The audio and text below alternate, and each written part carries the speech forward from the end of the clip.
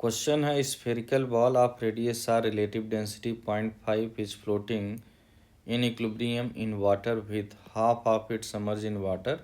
The work done in pushing the ball down so that whole of it just emerge in water is rho is the density of the water. तो क्वेश्चन यही कह रहा है कि जिस समय ये स्फेरिकल बॉल इक्विलिब्रियम में है उस स्टैंड पर half part inside the water है और half part outside the water है।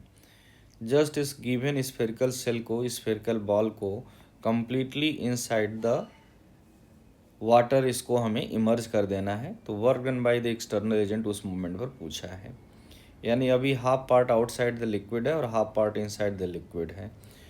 As the density of the liquid is row, relative density of the spherical ball दिया है 0.5, इट मीन्स इसकी डेंसिटी रो बाई 2 है। तो हम अपवर्ड से फोर्स अप्लाई करके इसको स्लोली मूव कराएंगे such that complete part of the spherical ball comes inside the liquid. Then find the work done by the external agent पूछा हुआ है। तो स्टार्टिंग में जस्ट इसका half part outside the liquid है और half part inside the liquid है। अब अगर हम इसको स्लोली मूव कराते हैं डाउनवर्ड तो जिस स्टैंड पर कंप्लीटली इनसाइड द लिक्विड आ जाएगा उस मोमेंट पर centre of mass just given spherical ball का आर डिस्टेंस से डाउनवर्ड मूव कर जाएगा, जस्ट आर डिस्टेंस से डाउनवर्ड मूव करेगा। तो हम इसको सेंटर ऑफ मास के कॉन्सेप्ट से करते हैं। तो स्टार्टिंग में जो centre of mass of the spherical ball यहाँ पर था, जब ये कम्प्लीटली इमर्ज हो गया इनसाइड द लिक्विड तो सेंटर ऑफ मास यहाँ पे लाई करेगा। तो इसका मीनिंग हुआ कि centre of mass downward move किया, there is loss in potential energy of the solid sphere यानी स्फेरिकल बॉल। तो कितने से लॉस होगा? Loss in potential energy by the solid sphere that equal to mgh। अब mgh की हम बात करें, साइन कन्वेंशन में साइन हम नहीं देंगे क्योंकि लॉस मैं लिख चुका हूँ। तो मास इसका होगा 4/3 pi r cube into rho by 2, ये हो गया mass, volume into density into g into h. तो जो हमारे पास लॉस इन पोटेंशियल एनर्जी आ रहा है that equal to 2/3 pi r to the power 4 rho into g के इक्वल आ गया। तो जस्ट सॉलिड स्फीयर को यानी स्फेरिकल बॉल को हम आर डिस्टेंस से डाउनवर्ड अगर मूव कराएं तो लॉस इन पोटेंशियल एनर्जी हमारा 2/3 pi r to the power 4 rho into g के इक्वल आ गया। नेक्स्ट अगर हम बात करें कि जो हमारे पास लिक्विड का ये वाला पोर्शन है, ग्रीन वाला जो पोर्शन यहाँ पर मैं मेंशन किया हूँ, ये पोर्शन कंप्लीट जब स्फीयर अंदर आ जाएगा तो उस समय लिक्विड का वो पोर्शन एग्जैक्टली पलट जाएगा और कुछ शेप ऐसा गेन कर लेगा।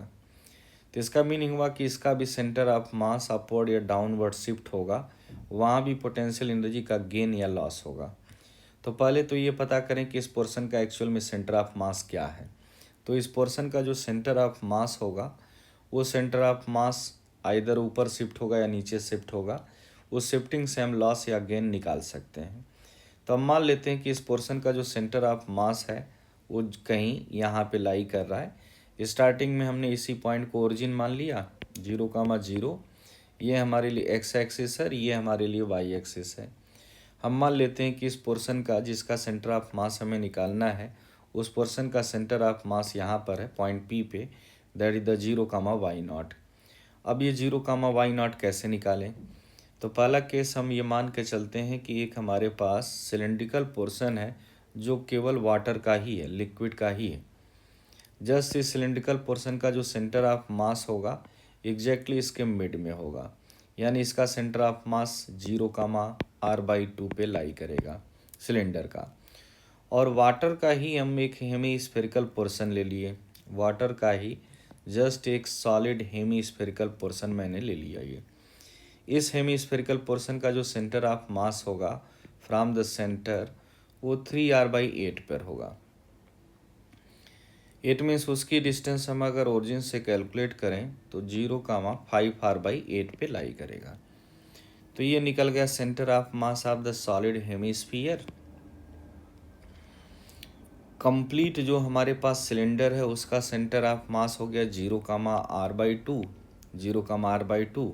और जो ये पोर्शन है इसका सेंटर ऑफ मास हम एज्यूम कर ले रहे हैं 0,y0 है, हमें अब y0 चाहिए।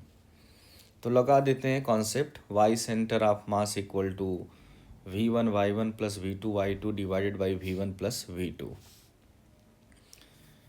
तो हमारे पास जो सॉलिड यानी सिलेंड्रिकल पोर्शन है उसका centre of mass YCM equal to R/2 equal to इस पोर्शन का centre of mass into volume, और फिर रिमेनिंग जो पोर्शन है उसका सेंटर ऑफ मास और इनटू वॉल्यूम कर दें डिवाइडेड बाय कंप्लीट वॉल्यूम कर दें, हमारा YCM R/2 के इक्वल होगा। तो जस्ट हाफ हेमीस्फेरिकल पोर्शन का जो वॉल्यूमेट्रिक पार्ट है वो हो गया 2/3 pi r cube into y centre of mass. Y centre of mass है इसका 5/8 आर के इक्वल है, प्लस रिमेनिंग पोर्शन का सेंटर ऑफ मास इनटू इसका वॉल्यूम। अब इसका वॉल्यूम अगर हम बात करें तो इसका वॉल्यूम होगा सिलेंडर के वॉल्यूम में से जस्ट हम इस पोर्शन यानी सॉलिड हेमीस्फीयर पोर्शन के वॉल्यूम को सब्ट्रैक्ट कर दें। तो सिलेंडर का वॉल्यूम हो गया pi r square into r minus of 2/3 pi r cube जो हमारे पास सॉलिड हेमीस्फीयर है इनटू उसका centre of mass y not divided by complete portion का वॉल्यूम जो कि सिलेंडर का ही वॉल्यूम होगा। कंप्लीट पोर्शन का वॉल्यूमेट्रिक पार्ट सिलेंडर का volumetric part which is equal to pi r square into are के इक्वल हो गया। और ये इक्वल टू किसके है? R/2 के इक्वल। सो एक इक्वेशन एक ही अननोन है जो कि वाई नॉट है हमारा, हेंस यहाँ से हम सॉल्व कर लें तो ये आ गया टर्म R/2 और इसको सॉल्व किया गया, फाइनली आ गया हमारे पास 5/12 बार plus of Y0/3, hence Y0 equal to R/4 के इक्वल आ गया। इसका मीनिंग हुआ कि जस्ट इस पोर्शन का जो सेंटर ऑफ मास है वो सेंटर ऑफ मास ओरिजिन से यहाँ पर R/4 डिस्टेंस ऊपर लाई कर रहा है। तो जिस समय ये पोर्शन यानी लिक्विड के अंदर आ गया सॉलिड स्फीयर का, उस मोमेंट पर वही पोर्शन पलट गया, ऐसे पलट गया। तो इस स्टैंड पर जस्ट हमारा इस मोमेंट पर अगर हम सेंटर ऑफ मास की पोजीशन की बात करें तो ऊपर से Y0 ही होगा, जस्ट यानी ये डिस्टेंस भी Y0 ही होगा जो कि R/4 के इक्वल है। तो जो सेंटर ऑफ मास पहले P पॉइंट पर था यानी जस्ट इस ग्रीन वाले पोर्शन का, वो सेंटर ऑफ मास कहीं ना कहीं कन्वर्ट होकर के पोजीशन चेंज होकर के Q पर आ गया। तो ये भी डिस्टेंस हमारे पास R/4 के इक्वल है, ये भी डिस्टेंस R/4 के इक्वल है, और ये कंप्लीट डिस्टेंस यानी ये हो गया R/4, ये भी डिस्टेंस हो गया R/4, और कंप्लीट डिस्टेंस ये हमारे पास R के इक्वल है। तो ये डिस्टेंस बीच वाला P से Q जो सेंटर ऑफ मास शिफ्ट हुआ वो R-2 Y0 के इक्वल है। तो that equal to R minus half R/2 होगा इक्वल टू R/2, यानी सेंटर ऑफ मास जो शिफ्ट हुआ वो R/2 से शिफ्ट हुआ। तो इसका मीनिंग हुआ कि इस केस में जो हमारे पास ये पोर्शन है इसका सेंटर ऑफ मास राइज किया, और राइज किया इट मीन्स पोटेंशियल एनर्जी का गेन हुआ। तो गेन इन पोटेंशियल एनर्जी निकाल लेते हैं, just gain in potential energy. तो गेन इन पोटेंशियल एनर्जी जो ग्रीन वाला पोर्शन है उसकी हम बात करें तो gain in potential energy green वाले पोर्शन का, तो ग्रीन वाले पोर्शन का वॉल्यूमेट्रिक पार्ट क्या होगा? वॉल्यूमेट्रिक पार्ट होगा कंप्लीट सिलेंडर का volumetric part minus hemispherical portion का वॉल्यूमेट्रिक पार्ट। तो pi r square into r minus of 2/3 pi r cube, ये आ गया हमारे पास ग्रीन वाले पोर्शन का वॉल्यूमेट्रिक पार्ट। इंटू डेंसिटी वो उस पोर्शन का मास आ गया, into g into displacement rise हुआ R-2 Y0, और Y0 नो डाउट हमारा था R/2 के इक्वल। तो Y0 इक्वल टू R/4 के इक्वल होगा, Y0 इक्वल टू R/4 के इक्वल था। तो इसका मीनिंग हुआ कि R-2 Y0 R-R/2 आ गया। सॉल्व करने के बाद ये टर्म R/2 ही है, यहाँ से 1-2/3 बिकम्स 1/3, इट मीन्स आ गया pi R³/3 into rho into R/2 into g. So result आ गया rho pi R⁴/6 into g. ये है gain in potential energy of that portion जो कि ऑलरेडी ये मैं दिखा रहा हूँ इस मोमेंट पर। तो जस्ट इसका गेन हुआ, पोटेंशियल एनर्जी का यहाँ पर गेन हुआ।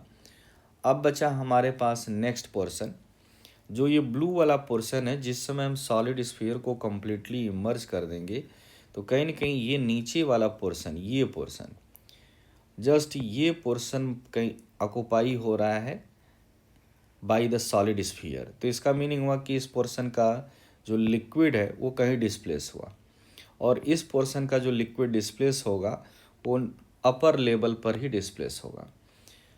ये टैंक या फिर जिस कंटेनर के अंदर इसको हम इमर्ज कर रहे हैं उसका साइज बहुत बड़ा है, तो इसका जो अपर सरफेस है इसमें कोई चेंजिंग नहीं होगी, ना अपवर्ड मूव करेगा ना डाउनवर्ड।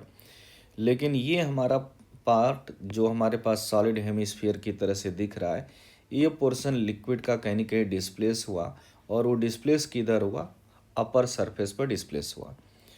तो स्टार्टिंग में इतने लिक्विड का जो पोजीशन होगा सेंटर ऑफ मास का, वो यहाँ से 3r/8 पे लाई करेगा, और ये 3r/8 वाला पोर्शन और प्लस ये वाला जो डिस्टेंस है r, इतने हाइट से यानी ये सेंटर ऑफ मास राइज कर गया। तो जस्ट इस सॉलिड हेमिस्फीयर का वॉल्यूमेट्रिक पार्ट कितना होगा, 2/3 πr³ के equal, into density of liquid rho, into g, into displacement of centre of mass. और सेंटर ऑफ मास का जो डिस्प्लेसमेंट होगा वो एक्चुअली में ये होगा, बिल्कुल ऊपर आ जाएगा, वाटर लेवल के लेवल पर आ गया। तो इट मीन सेंटर ऑफ मास का जो राइज हो रहा है दैट इक्वल टू r+3r/8 होगा, r+3r/8 होगा।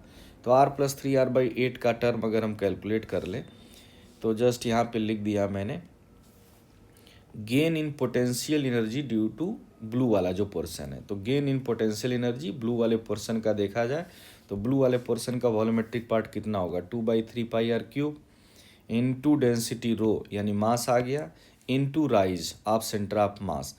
राइज ऑफ सेंटर ऑफ मास समझा चुका, r+3r/8 के इक्वल होगा, इंटू जी कर दिया। अब इसको सॉल्व कर लिया जाए तो इसको सॉल्व करने के बाद आ गया result 11/12 πr⁴ into rho into g के इक्वल।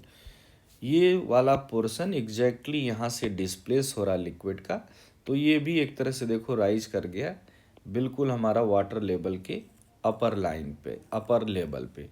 तो सेंटर ऑफ मास का जो शिफ्टिंग है वो शिफ्टिंग हमारा r+3r/8 वाला टर्म होगा। तो जस्ट उसको सॉल्व किए, गेन हुआ पोटेंशियल एनर्जी का, गेन इसलिए हुआ क्योंकि सेंटर ऑफ मास हमारा राइज कर गया। तो यहाँ पर देखा जाए तो जितने पोर्शन थे उनका पोटेंशियल एनर्जी का गेन या पोटेंशियल एनर्जी का लॉस हमने निकाल लिया। तो जो हमारे पास ये ब्लू वाला पोर्शन है इसके पोटेंशियल एनर्जी का में गेन हुआ, जो हमारे पास ये ग्रीन वाला पोर्शन था इसका भी पोटेंशियल एनर्जी का गेन हुआ। लेकिन जो सॉलिड हेमिस्फीयर था, सॉलिड स्फीयर था, उस सॉलिड स्फीयर का सेंटर डाउनवर्ड मूव किया, और वो सॉलिड स्फीयर का सेंटर कितने डिस्टेंस मूव किया था, r डिस्टेंस है, उसका पोटेंशियल एनर्जी का लॉस हुआ। तो हम कह सकते हैं work done by the all forces equal to change in kinetic energy. यहाँ पर काइनेटिक एनर्जी में चेंज नहीं हो रहा है, so work done by the external agent exactly सभी पोटेंशियल एनर्जी के एडिशन के इक्वल हो जाएगा। थोड़ा लॉजिकल अगर सोचें तो जस्ट लॉजिकल अगर सोचें तो गेन इन पोटेंशियल एनर्जी हुआ हमारा ब्लू वाले पोर्शन में, गेन इन पोटेंशियल एनर्जी हुआ हमारा ग्रीन वाले पोर्शन में, ब्लू वाले में गेन हुआ और ग्रीन वाले में गेन हुआ, और जो हमारे पास लॉस हुआ एक्चुअल में वो स्फेरिकल बॉल में हुआ, स्फेरिकल बॉल वाले केस में लॉस हुआ। तो टोटल गेन कितना होगा, total gain in potential energy की हम बात करें तो total gain in potential energy equal to gain वाला पोर्शन पहले हम देख ले, यहाँ गेन है यहाँ गेन है, माइनस हम लॉस वाला पोर्शन सब्ट्रैक्ट कर दिए, तो total gain in potential energy आ गया 5/12 πr⁴ रो इंटू जी के इक्वल। तो जो टोटल पोटेंशियल एनर्जी का गेन हुआ वो किसी न किसी ने दिया, किसने दिया, सिंपल सी बात है, एक्सटर्नल एजेंट ने दिया। It means work done by the external agent equal to total gain in potential energy के इक्वल होगा। So answer should be 5/12 πr⁴ rho into g के इक्वल हो गया। Just total gain in potential energy, क्योंकि वो gain हुआ और gain हुआ तो किसी न किसी ने दिया, वो एक्सटर्नल एजेंट दिया, hence work done by external agent equal to total gain in potential energy. So answer आ गया 5/12 πr⁴ रो इंटू जी, और यही हमारा आंसर है।